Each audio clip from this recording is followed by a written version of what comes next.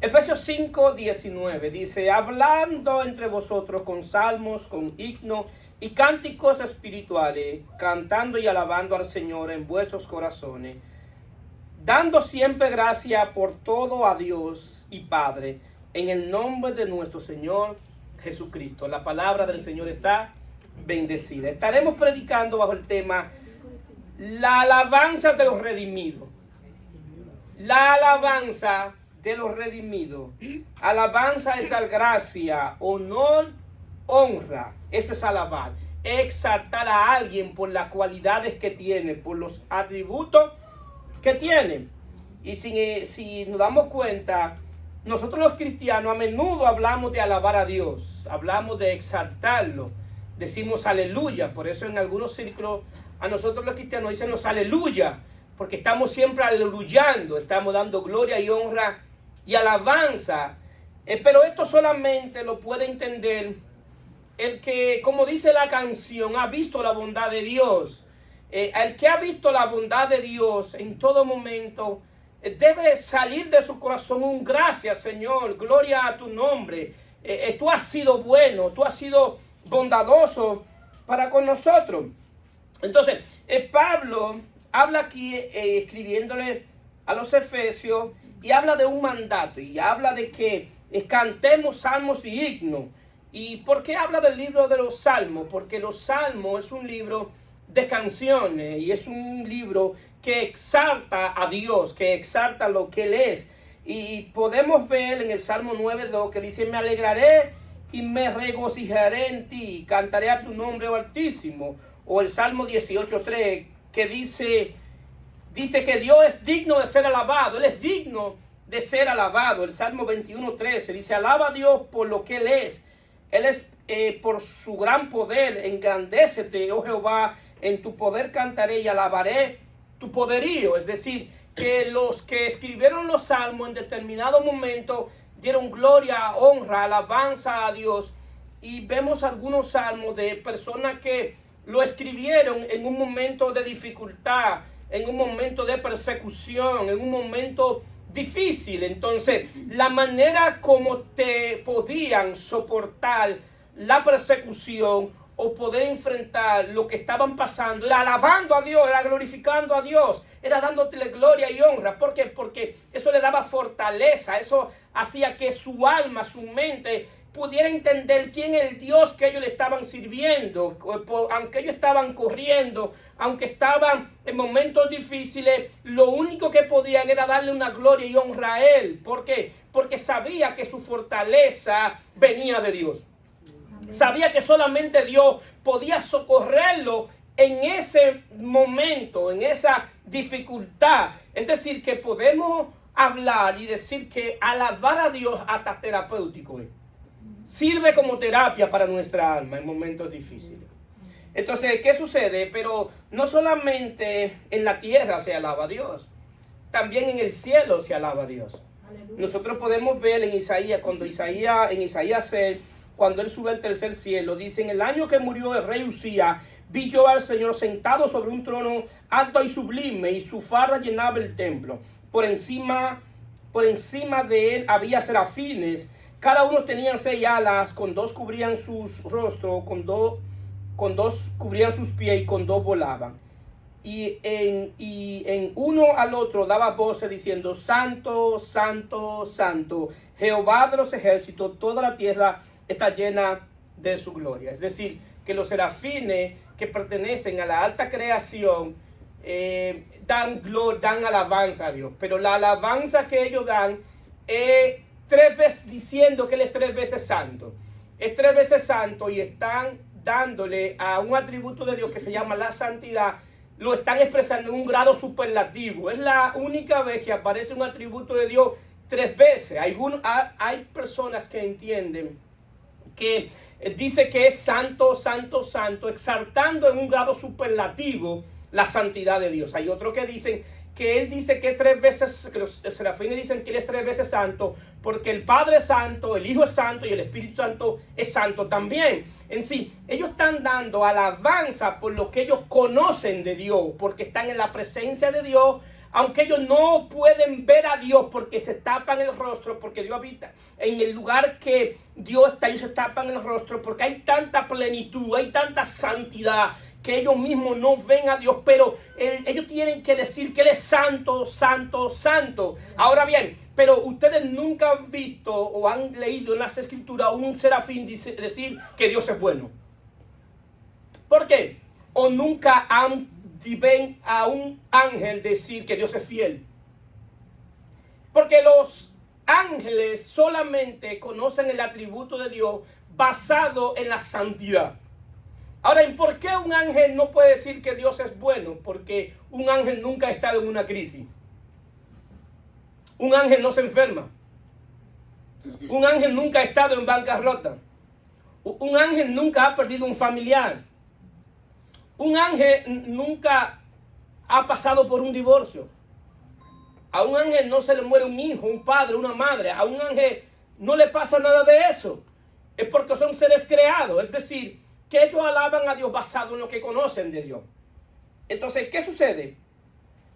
Los ángeles son seres creados y tienen la capacidad de aprender y son seres inteligentes, pero no son creados a imagen y semejanza de Dios. El único ser que es creado a imagen y semejanza de Dios en toda la creación es el hombre. Y es creado a imagen y semejanza del Hijo. Cuando Dios dice, hagamos al hombre a imagen y semejanza, en la Trinidad solamente el Hijo tiene imagen. El Padre no tiene imagen y el Espíritu Santo no tiene imagen. El único que tiene imagen es el Hijo. Pero Él mismo es la imagen de Dios. Quien quiera conocer cómo es Dios, tiene que conocer al Hijo. Entonces, el Hijo es que da a conocer quién es Dios.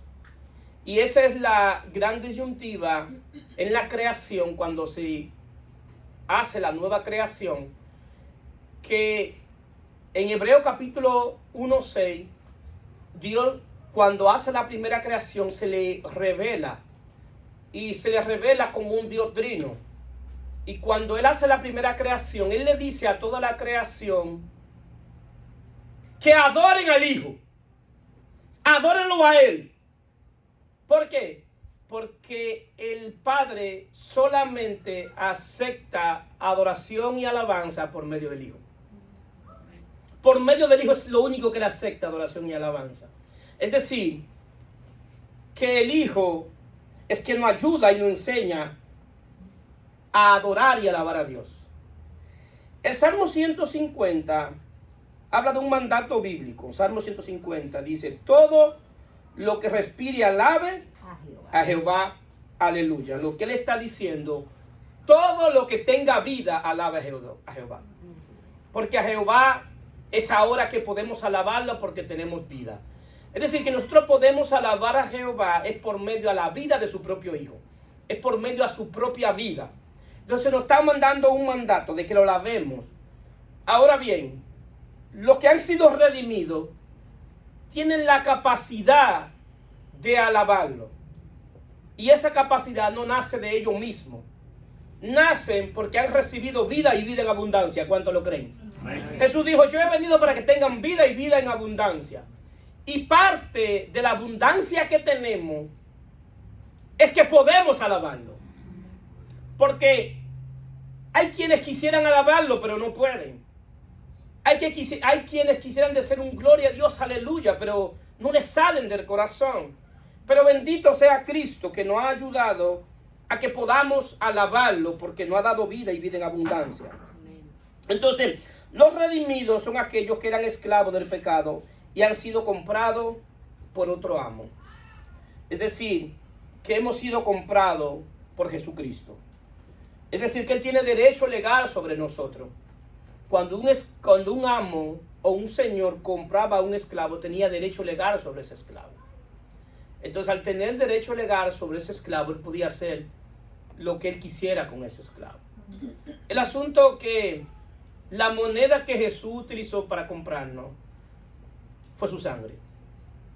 Dice Efesios 1:6, que fuimos salvos para alabanza de la gloria de su gracia, con la cual nos hizo acepto en el amado, en quien tenemos redención por su sangre, el perdón de pecado, según la riqueza de su gracia. Es decir, Primeramente, Pablo está diciendo que nosotros fuimos salvos para alabanza de la gloria de su gracia. Es decir, que la razón de nuestra existencia cuando hemos sido salvos es vivir para alabarlo y glorificarlo a Él.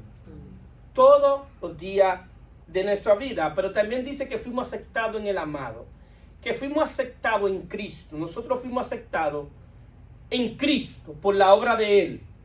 Es en Él que somos aceptados. Lo que Él está diciendo, que no es la obra tuya lo que te hace que Dios te acepte. Es la obra que Cristo hizo por nosotros.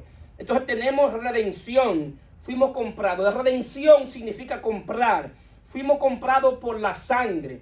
Es decir, la sangre de Él. Lo que tenía el valor en sí no era la sangre, sino de quién era la sangre. Amén. Lo que le daba valor a la sangre, de quién era la sangre.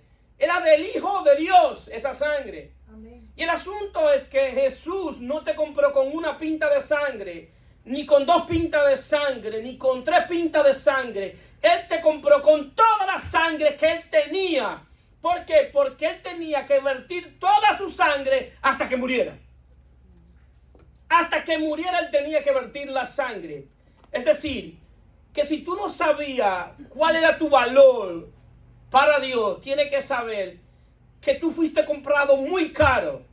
Muy caro. Por eso nadie podía pagar esa salvación. Y nadie puede comprarla. Nadie se la puede ganar. Porque ha sido por gracia, por la obra de Cristo en la cruz del Calvario. Es decir, que hemos sido comprados por su sangre. Es decir, que hemos recibido el perdón de pecado, hemos recibido el perdón divino según la riqueza de su gracia. Romanos 6:17 describe nuestra condición antes de estar en Cristo. Romanos 6:17 dice, pero gracias a Dios, que aunque eras esclavo del pecado, habéis obedecido de corazón a aquella forma de doctrina a la cual fuiste entregado, y libertado del pecado, viniste a ser siervo de la justicia. Romanos 6 dice que nosotros éramos esclavos del pecado, no teníamos derecho a decidir qué íbamos a hacer con nuestra vida.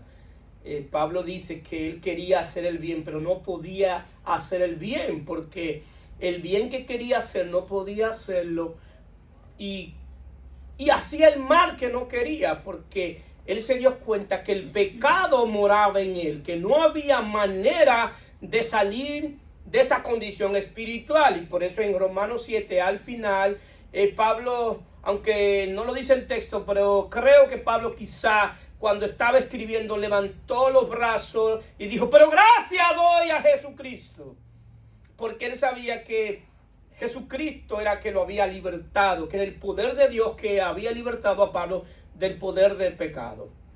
Y una de las cosas que a mí me ha llamado la atención es cómo Dios, antes de nosotros llegar a Cristo, venía persiguiendo, no estaba detrás de nosotros. Cuando yo me arrepentí, yo me recuerdo de un evento que me sucedió cuando yo tenía alrededor de 12 o 14 años. Y era que yo era bien carpetoso en la escuela. Y yo me llamaba mucho la atención porque era muy inquieto. Y un día yo dije, hoy yo me voy a portar bien. Yo voy a portarme bien porque yo no quiero que me llamen mala atención. Y estaba muy tranquilo. Y vino una persona a molestarme. Y me sacó el monstruo que yo tenía por dentro. Y fue el peor día que yo me porté. Y me llevaron a la dirección y me mandaron a buscar a mi mamá. El día que yo dije que me iba a portar bien, no pude portarme bien. Porque alguien externo de mí me molestó tanto que activó algo que estaba en mí, que era la ira. Ahora dice, ¿y de qué sirvió eso? Sirvió de mucho. Porque en los momentos que yo sabía que tenía que buscar de Dios, vino a memoria de que yo no podía cambiarme a mí mismo, que necesitaba alguien que me ayudara a cambiar. Y por eso yo miré a todos los lados y no vi a nadie que me pudiera ayudar. Y tuve en ese momento difícil de mi vida que mirar al cielo y decir, yo creo que solamente tú me puedes cambiar. Y eso como que me dio un ánimo y un deseo de buscar de Dios sin conocerlo, porque entendía que Él me podía cambiar. Amén. Sabía entonces, ahí comencé a entender, después que fui entendiendo las escrituras, que un esclavo no tiene derecho sobre su decisión. Entonces ahora, conforme a lo que ha hecho Cristo Jesús, el Espíritu Santo nos ha entregado a la doctrina de Cristo, a lo que también se llama la cátedra de Jesús. Y esa cátedra de Jesús, que es lo que Él enseñó. Y se llama cátedra porque Él tenía autoridad para enseñar lo que enseñaba. Pero no porque era un teórico, como los fariseos y los saduceos, sino Él tenía autoridad en su cátedra porque Él vivía conforme a lo que Él enseñaba. Aleluya. Es decir, que la cátedra de Jesús nos va a llevar por medio del Espíritu Santo, que lo que nosotros enseñemos sea lo que vivamos. Amén. Que podamos vivir conforme a lo que Él enseña. Ahora bien, pero Él nos dio su Espíritu, nos ha dado su poder para que podamos hacerlo. Entonces la cátedra de Jesús viene a decirnos que al Hijo libertare verdaderamente seréis libres. Es decir, que Él viene a decirnos que Él tiene capacidad y poder para libertarnos del poder del pecado. ¿Por qué? Porque lo que impide que nosotros podamos alabar y glorificar a Dios es el pecado que muere en nosotros. Por eso en la redención, cuando Él nos redime, podemos alabar, porque la redención, nuestra alabanza, es un fruto de justicia. Es un fruto de justicia porque es algo que es justo que nosotros lo hagamos. Es algo no que nace en mí, nace en el Espíritu de Dios y llega a mi corazón y hace que yo lo alabe. Pero yo lo puedo alabar porque me doy cuenta de mi incapacidad de cambiarme a mí mismo. Y puedo alabarlo porque veo que Él tiene poder para hacerlo, pero no solamente que tiene poder, sino que tiene autoridad para hacerlo porque Él me creó. Pero no solamente Él me creó, sino que también me salvó. Pero no solamente que me salvó, sino que depositó su espíritu en mi espíritu. Pero no solamente que Él depositó su espíritu en mi espíritu, sino que yo sé que Él me ama. Entonces el saber eso hace que tú lo alabes. Entonces hace que tú lo puedas alabar, y por eso Pablo, cuando le escribe a los Efesios, establece la forma en que se le debe alabar. Y él dice que es con salmo, con himnos y cánticos espirituales. Ahora bien, él está hablando a personas redimidas, a personas que ya él le dijo en el capítulo 2 que Dios le dio vida cuando estaban muertos en delitos y pecados. Él está siguiendo la aislación del pensamiento a la persona que él le había dicho que por gracia que fueron salvos por medio de la fe, y que eso no es de nosotros, pues don de Dios, no por obra, para que nadie se gloríe. Entonces cuando él llega al capítulo 5, le está diciendo ahora la forma en que deben vivir su vida de alabanza a Dios, y establece que con himnos y cánticos espirituales. Ahora bien, la vida de los redimidos se expresa con su manera de pensar, de hablar y de actuar. El que ha redimido, el que ha sido redimido, su manera de pensar debe cambiar. No puede seguir pensando como pensaba cuando estaba en el mundo, pero cuando tú cambias tu manera de pensar, también tú cambias tu manera de hablar. Pero cuando tú cambias tu manera de hablar, también cambia tu manera de actuar. Pero eso no lo hace un pastor, eso no lo hace un hombre. Eso solamente lo puede hacer Dios por medio de su Espíritu. ¿Cuánto lo creen? Amén. Solamente Dios puede hacerlo. Entonces, ¿qué sucede? Y de ahí en adelante, los que han sido redimidos, Pablo dice en Colosenses 3:23, dice: todo lo que hagáis, hacedlo de corazón, como para el Señor, no para los hombres, sabiendo que del Señor recibiréis la recompensa de la herencia, porque a Cristo el Señor servís. Es decir, que los redimidos comienzan a actuar y a hacer todo lo que van a hacer para la gloria de Dios. Porque a Él nosotros le servimos. Y eso es lo que tratamos de enseñar aquí, que usted no viene a servirle a un hombre, usted viene a servirle a Dios. Amén. Y que con Dios es su relación, y a quien le daremos cuenta es a Dios un determinado momento. Es a Él que tenemos que darle cuenta. Y el asunto es que a Dios no se le escapa una. Dios sabe todo. Esto lo va a entender los dominicanos que están aquí. Que una persona, yo le estuve enseñando una vez en una clase. Y le estaba enseñando de la grandeza de Dios. Era dominicana esa persona. De la grandeza de Dios. Y esa persona me dijo, pero Dios es un tigre. Que Dios se la sabe toda. Pero Dios se la sabe toda, sí, Dios se la sabe toda. Dios se la sabe toda. Dios no se le escapa ahora. Entonces, ¿qué digo con esto? Que a Dios nosotros algún día tendremos que darle cuenta.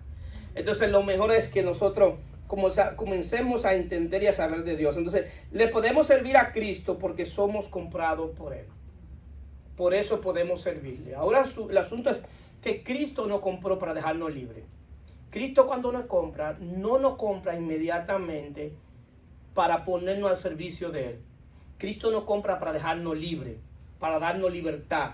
¿Por qué? Porque en la libertad que Cristo me da es que yo ahora puedo conscientemente, voluntariamente y en amor servirle a Él. Y ahí es que puede entrar lo que en verdad podemos llamar lo que es el libre albedrío. Ahí es que entra. ¿Por qué? Porque cuando éramos esclavos del pecado, quizás no podíamos decidir servirle a Dios. No podíamos alabarle y glorificarlo porque éramos esclavos. Y un esclavo no puede, una característica del esclavo es que el esclavo no tiene decisión. Y aparte de ser esclavos, estábamos muertos en delitos y pecados. O sea, Dios nos dio vida en Cristo Jesús y nos hace libre. Entonces ahora en esa libertad, ahora yo decido alabarle, glorificarle y bendecirle a Él porque Él me hizo libre. Él me libertó del poder del pecado y de la muerte. Entonces el redimido ahora tiene la libertad que es en Cristo Jesús. Y la libertad que Cristo nos da es una libertad de gracia y verdad que nos lleva a cantar cánticos espirituales. Ahora bien, los cánticos espirituales no tienen que ver con el ritmo, tienen que ver que esos cantos son para la alabanza de la gloria de su gracia. Amén. Esos cánticos espirituales, que lo que tú cantas, lo que tú hablas, lo que tú dices es para alabarlo a Él. Amén. Eso es lo que hace que el cántico sea espiritual. Entonces, ahora yo tengo que saber cuál es el cántico que yo debo cantar en este pacto, en esta gracia que se nos ha dado en Cristo Jesús. Porque hay muchos cantos bonitos, hay muchas alabanzas bonitas, gloria a Dios por ellas, pero reflejan a un pueblo que conoció a un Dios de lejos. Esos cánticos reflejan de lo que Dios hizo por ellos en ese pacto, y gloria a Dios porque Dios lo hizo. Ahora bien, los cánticos del nuevo pacto es los cánticos que reflejan lo que Dios ha hecho por mí en una cruz. Amén. Que hablan de lo que Él hizo por mí en una cruz, que habla de lo que Él hizo por mí desde antes de la fundación del mundo. Porque es el cántico espiritual que se va a fijar en mi mente como el que cantamos ahorita, que hablamos de la bondad de Dios. Yo estoy casi seguro, 100% seguro, que todo el que está aquí puede cantar esa canción y decir, esa canción la escribieron para mí. Lo siento por ustedes, pero yo creo que esa canción la escribieron para mí. Porque todo aquel que ha visto la bondad de Dios tiene que decir que Dios ha sido bueno. Amén. Porque, no porque lo dice la canción, es porque tú sabes que Dios ha sido bueno contigo. Tú sabes que todo lo que nosotros hemos hecho en esta vida era llevarnos a la perdición. Era para no estar aquí físicamente. Y lo que ha hecho que nosotros estemos aquí ha sido su bondad. Amén. Y tú puedes decir, y Pablo dice que la bondad de Dios nos lleva al arrepentimiento. Es decir, que cuando yo conozco la bondad de Dios, yo tengo que cambiar mi manera de pensar con relación a Él. Y yo puedo decir, Dios ha sido bueno porque ha cuidado de nuestra vida y nos ha bendecido de una manera extraordinaria. Entonces, ¿qué pasa? Entonces, nosotros podemos cantar y alabar a Dios por la obra que hizo fuera de nosotros, que dio posibilidad al perdón divino. Y cuando Cristo murió por mí en una cruz, que murió por ti en una cruz, es lo que hace posible el perdón divino. Ahora bien, pero el perdón divino tú lo puedes ver de manera posicional. Cuando tú lo ves de manera posicional, es que ya por medio del sacrificio de Cristo, todo el que cree en Él tiene perdón divino. Es decir, que tú puedes conocer esta verdad y nunca acercarte a Dios. Y eso es una verdad bíblica, que por medio del sacrificio de Cristo es que recibimos perdón. No hay otra manera de recibir perdón divino. Es la única que la Biblia enseña, que es por medio al sacrificio de Cristo en la cruz del Calvario. Ahora, eso es de manera posicional. Ahora bien, esa es la obra fuera de mí. Pero hay una obra que es dentro de mí, que me permite experimentar el perdón divino, que me permite experimentar a Dios mismo dentro de mí. Es decir, que no solamente es saber que Él murió por mí, sino que yo mismo sea capaz de querer que lo que sucedió fuera de mí suceda dentro de mí. Que el perdón divino que está disponible para todo aquel que cree, ahora se haga particular para mí. Porque el perdón divino de manera posicional es para todo aquel que cree, pero de manera experimental es para el que cree. ¿Cuántos están aquí? Amén. Si yo puedo experimentarlo, y ese perdón divino es experimental a un Dios que estaba afuera, experimentar a un Dios ahora que se me mete por dentro, por medio de su espíritu, y ahora Él puede transformar mi ser, tener cuidado de mí, y yo puedo experimentar el amor de Dios, la bondad de Dios, la misericordia de Dios, la gracia de Dios, pero ahora dentro de mí. Y cuando yo experimento la gracia de Dios dentro de mí, esa alabanza nace no de una canción que yo estoy escuchando, nace de una experiencia que yo he vivido. ¿Cuántos están aquí? Amén. Porque he visto su fidelidad, he visto su bondad. Y la palabra dice que Él es bondadoso. Claro que sí. La palabra dice que Él es fiel. Claro que sí, que Él es fiel. La palabra dice que Él es amor. Claro que sí. Pero cualquiera puede leer esa palabra. Entonces, puede leerla y decir, oh, qué bien, qué lindo dice la Biblia. Él dice todo eso en la Biblia. Pero es diferente cuando tú escuches esa canción, que escuches alabanza y dice, la verdad que Dios me ha amado desde antes de la fundación del mundo porque me guardó cuando yo estaba en el mundo. Dios me ha amado. Entonces, esa alabanza no nace de tu mente, nace de tu corazón. Amén. Porque es la experiencia que tú has tenido. Es la revelación de Dios a tu propia vida. Es lo que llamamos en teología la revelación experimental. Que es la revelación cuando tú conoces a Dios y nadie puede robarte esa revelación. Amén. Nadie puede decirte algo contrario a eso. Y eso es de manera personal. Y hay muchas cosas que Dios va a hacer contigo y que está haciendo contigo, que es para ti, para tu consumo privado. ¿Por qué? Porque Dios cuando te llama, lo primero que tiene que hacerte es convencerte de que Él es real. Y esa es la razón que muchos de ustedes están comenzando a tener experiencia con Dios y ustedes saben de esa experiencia con Dios. A veces es para testificar, pero a veces para Dios convencer de que Él existe y de que Él es real. Lo hizo con Moisés, lo hizo con Pablo y con todos los hombres a que Él ha llamado. Él le da su experiencia personal. ¿Para qué? Para persuadirlo de que Él es real. Ahora, no me cabe la duda de que cada uno de ustedes han tenido una o dos o tres experiencias personales con Dios. ¿Cuántos lo creen? Amén. Si Dios te está convenciendo de que Él es real y te está convenciendo que lo que dice las Escrituras es lo que tú estás viviendo, que cuando la Escritura habla de que tú lo alabes, es porque esa gente viviera un momento que hoy también nosotros podemos vivir, pero nuestro refugio está en alabarlo y glorificarlo a Él. Y esa es la alabanza de los redimidos, de los que han sido comprados a precio de sangre. Ahora bien, pero de manera experimental yo puedo conocer a Dios cuando dice Jesús, la primera predicación me llama la atención, cuando Jesús después que es bautizado, la primera predicación en Marcos 1:14 dice, después que Juan fue encarcelado, Jesús vino a Galilea predicando el evangelio del reino de Dios, diciendo que el tiempo se ha cumplido, el reino de Dios se ha acercado, arrepentido y creed en el evangelio. Es decir, que ahora yo puedo experimentar el perdón divino cuando me arrepiento. Arrepentimiento es cambiar mi manera de pensar con relación a Él. Saber que Él es el único que me puede salvar. Saber que el único que me puede ayudar. Saber que cuando yo parta de este mundo, voy a partir en la presencia de mi Padre Celestial. Entender esto tiene que llenarnos de paz. Esa es la razón de que nosotros podemos tener lo que se llama la paz que sobrepasa todo entendimiento.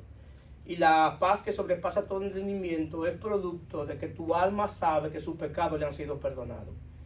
De que tu alma sabe que tú no eres prófugo de la justicia del cielo, que Dios no anda buscando para condenarte, que si Dios tiene tiempo detrás de ti para salvarte. ¿Cuándo lo creen? Amén. Si Dios te está persiguiendo para salvarte.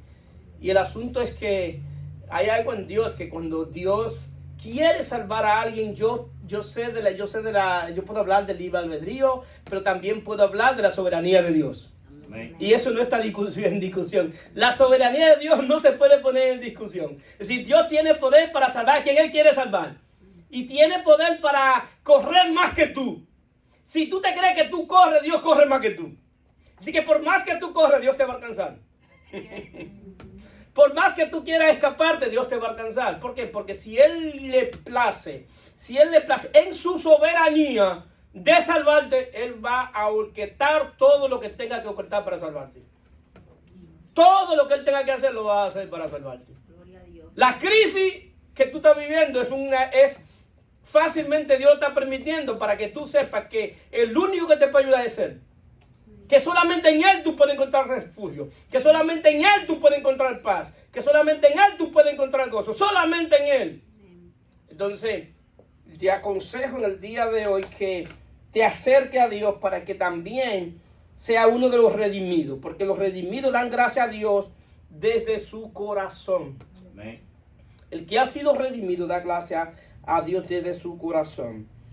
Porque el que ha sido redimido y da gracias desde su corazón, porque ha entendido lo que dice Tito 3:5, que Dios nos salvó no por obra de justicia que nosotros hubiésemos hecho, sino por su misericordia, por el lavamiento de la regeneración y por la renovación del Espíritu Santo, el cual derramó en nosotros abundantemente por Jesucristo, nuestro Salvador, para que justificados por su gracia viniésemos a ser herederos conforme a la esperanza de la vida eterna. Es decir, Pablo está diciendo que Dios lo salvó o nos salvó a nosotros no porque nosotros hicimos algo, sino fue porque Él tuvo misericordia con nosotros.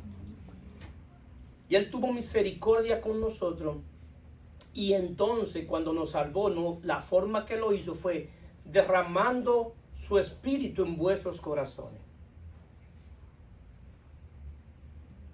Derramó su espíritu y vino a habitar dentro de nosotros. Y Pablo es específico y dice que en el lavamiento y la renovación del Espíritu Santo. Ahora bien, hay una parte de Romanos 5:5 que dice que el Espíritu de Dios ha sido derramado en vuestros corazones. Ahora bien, en el corazón, que parte del cuerpo espiritual, habita el amor y la conciencia. Entonces, Él derrama su espíritu en nuestros corazones. Lo que Pablo quiere decir es que hay una obra que Dios quiere hacer por medio de su espíritu en nuestros corazones. Porque todos los que llegamos aquí, llegamos con el corazón dañado por las malas experiencias de la vida. Entonces Dios tiene ahora que hacer una obra en mi corazón. Y no estoy hablando del órgano cardio, estoy hablando de la parte del cuerpo espiritual que une el espíritu con el alma. Entonces, Dios quiere sanar mi corazón porque fácilmente en mi corazón lo que hay es raíz de amargura, lo que hay malas experiencias de la vida y muchas situaciones que yo tengo en mi corazón por lo que he vivido, por lo que me han entregado, por mis malas experiencias. Entonces, ¿por qué Pablo dice que fue derramado en vuestros corazones?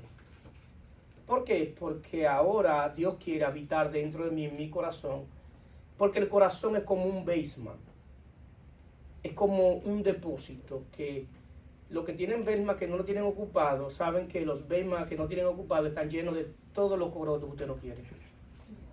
Y cuando usted quiere una pala, busca la que está en el basement. Y un martillo, busca lo que está en el basement. Si hace falta un clavo, busca lo que está en el basement. ¿Por qué? Porque todo lo que tú no encuentras lugar en la casa lo lleva al basement.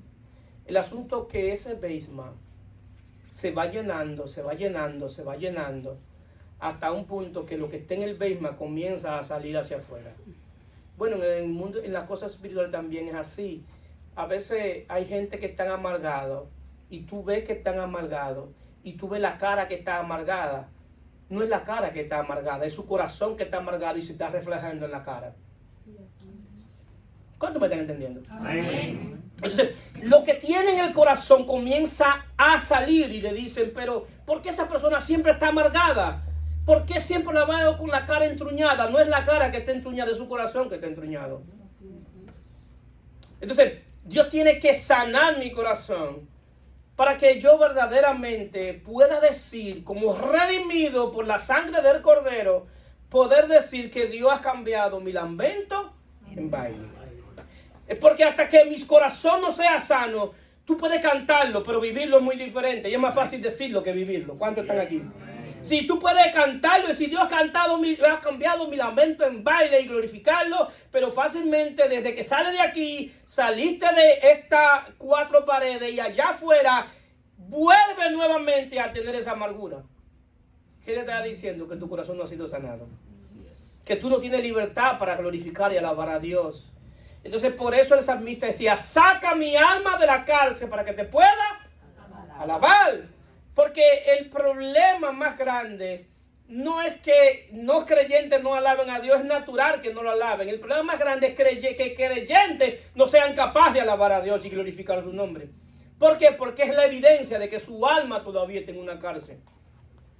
Es decir, no han experimentado de la redención que es en Cristo Jesús. No alaban a Dios como redimido por la sangre del Cordero.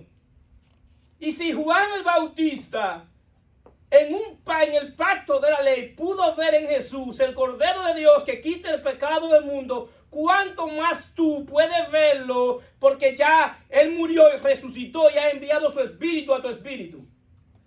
Es decir, que hoy más que nunca tú puedes decir, he ahí el Cordero de Dios que quita el pecado del mundo y ahora yo puedo alabarlo y glorificarlo. Entonces, Dios quiere sanar mi corazón.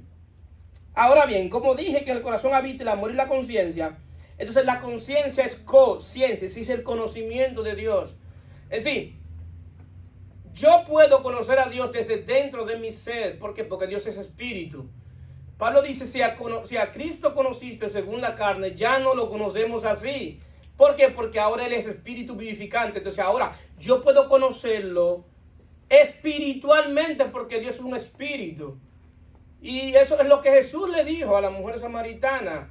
Créeme, viene el día y la hora que los verdaderos adoradores adorarán al Padre en espíritu y en verdad, porque tales adoradores Él busca, porque Dios es espíritu. Es decir, que ahora yo necesito encontrarme con ese espíritu que me creó.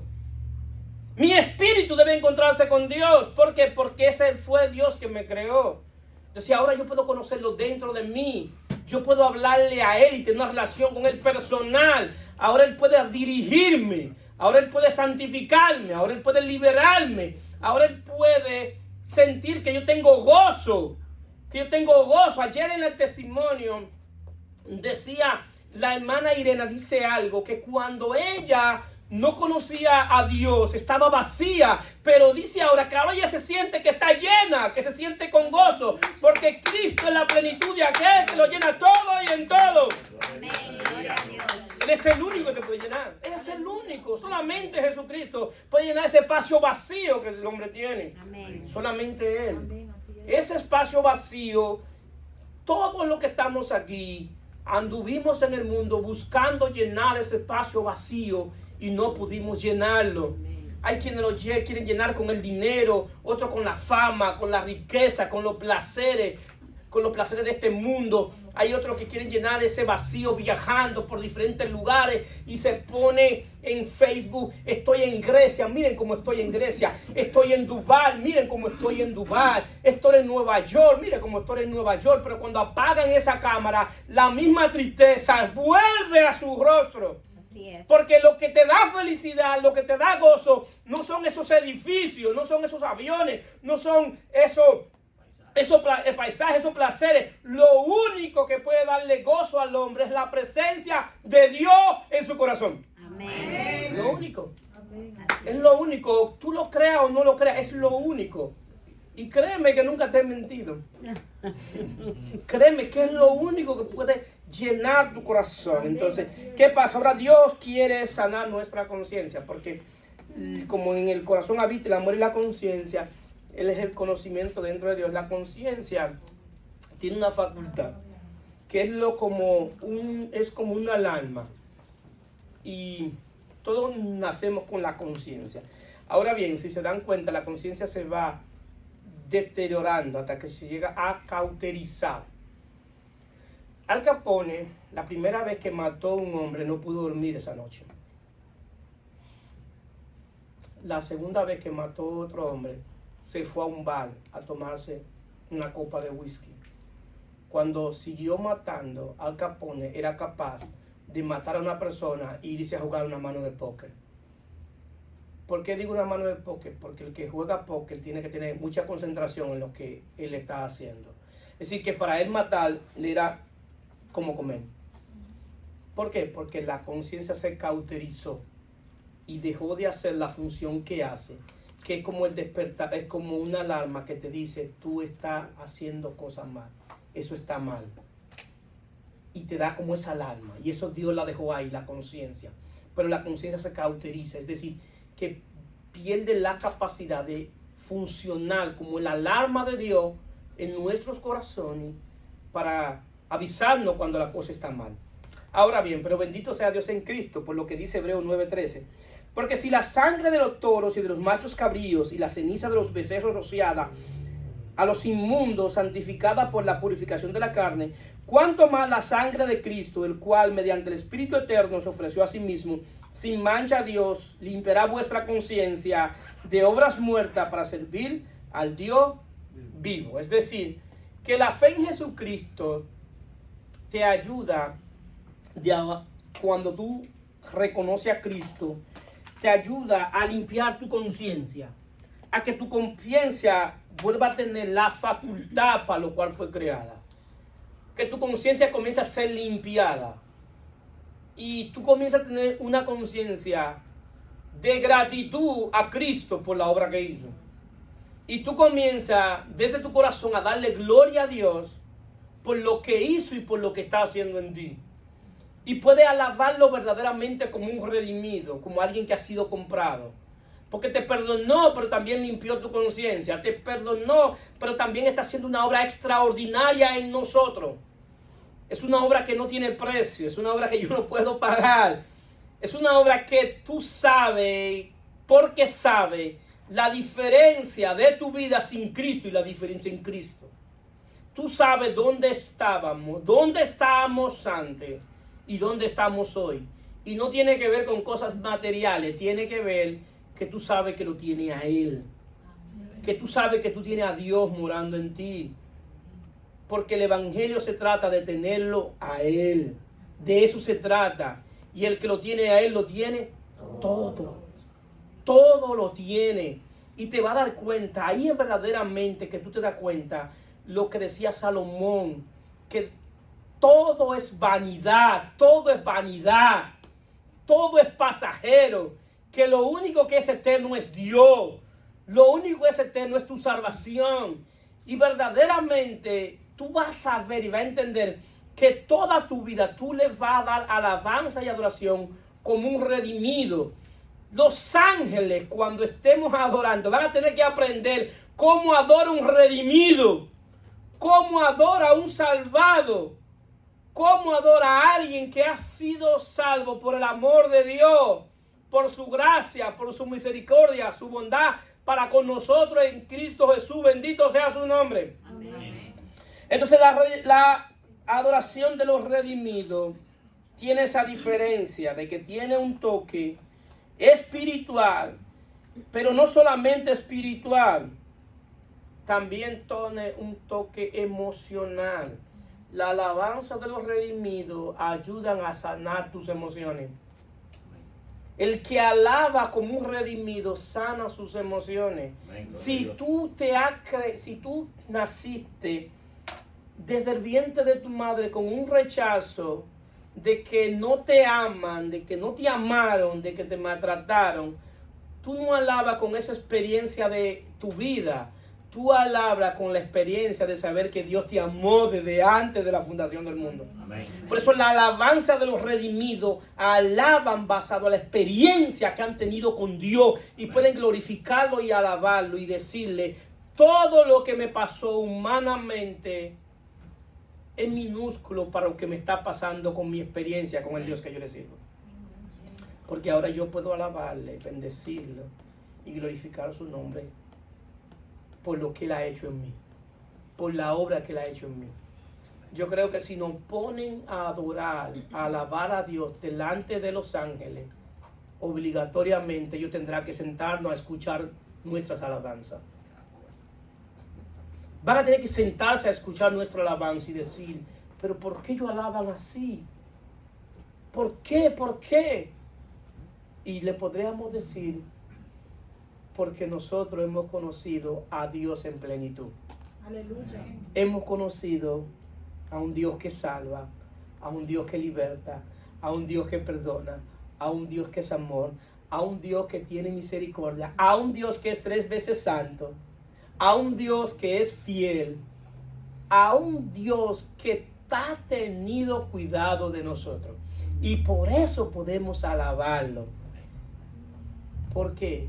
Porque ese Dios es el que se nos ha revelado, no solamente en las Sagradas Escrituras, sino de manera experimental. Y por medio de la salvación tenemos el gran privilegio de poder experimentarlo dentro de nosotros. Es decir, que yo no estoy alabando, ni ustedes alaban a un Dios que está lejano, ni está afuera. Están alabando a un Dios que está cercano, que por medio de Cristo Jesús ha venido a ser morada en nosotros. Se pueden poner de pie. Aleluya, bendito sea su nombre. Santo. Aleluya.